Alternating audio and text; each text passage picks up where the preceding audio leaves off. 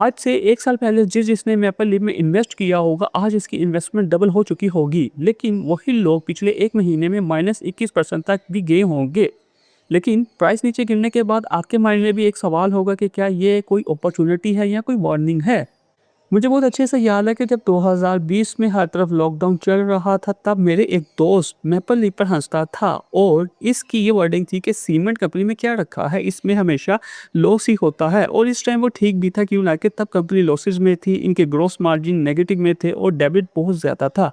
लेकिन 2022 से 23 में इनका टर्निंग पॉइंट शुरू हुआ और जब मैंने थोड़ा-सा चेंज नोट किया और अपनी वॉच लिस्ट में इसको ऐड किया और थोड़ी-सी रिसर्च की, तो कहानी डिफरेंट थी। मुझे समझ आया कि अगर सब डर रहे हों और नंबर स्ट्रॉन्ग हो, तो तब ही असल अपॉर्चुनिटी होती है।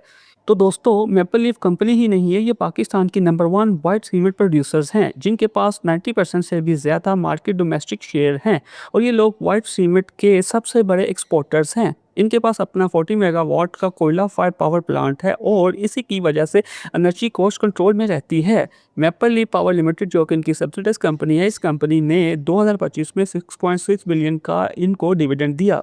आप भी मेरी तरह ये सोच रहे होंगे कि अगर इस कंपनी के फंडामेंटल्स इतने स्ट्रॉन्ग हैं, तो ये इस 1094 पे क्यों ट्रेड कर रहा है? इसकी वजह ये है कि पाकिस्तान में रिटेल इन्वेस्टर प्राइस देखते हैं, बिजनेस नहीं देखते।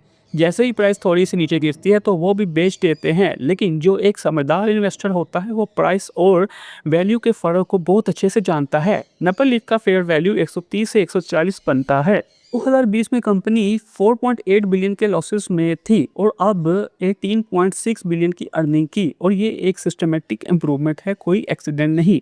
इक्विटी 3 सालों में 31 बिलियन से 7.5 हो गई है, डबल से भी ज़्यादा।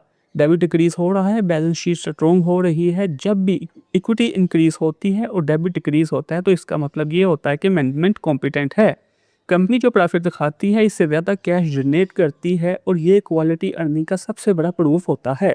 मैपल लीफ का पीई रेशियो सिर्फ और सिर्फ 5.35 है। सेक्टर का एवरेज पीई 11.74 बनता है, मतलब कि मैपल लीफ अपने सेक्टर से 53% सस्ता ट्रेड हो रहा है।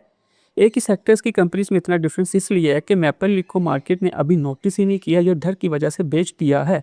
दोनों केसेस में ये आपके लिए अपॉर्चुनिटी ही है। मेरी रिस्पॉन्सिबिलिटी बनती है कि इस कंपनी के जो रिस्क हैं, वो भी मैं आपके साथ डिस्कस करूं। इसके जो मेजर रिस्क हैं, वो कोयला prices, taxes and regulatory risk, cement demand, technical weaknesses और रिलेटेड पार्टी रिस्क मौजूद है। लेकिन दोस्तों, एक बात माइंड में रखने की है कि रिस्क होना अलग बात है और कंपनी बुरी होना अलग बात है। हर इन्वेस्टमेंट में रिस्क होता है, लेकिन देखना ये होता है कि क्या रिवार्ड रिस्क के ज़्यादा है। और मैपल के मामले में मैं कहूँगा हाँ। दोस्तों, ये मेरा एनालिसिस है, फाइनेंशियल एडवाइस नहीं। खरीदारी करने से पहले थोड़ी रिसर्च ज़रूर करें और अपने रिस्क टॉलरेंस के हिसाब से इन्वेस्टमेंट करें।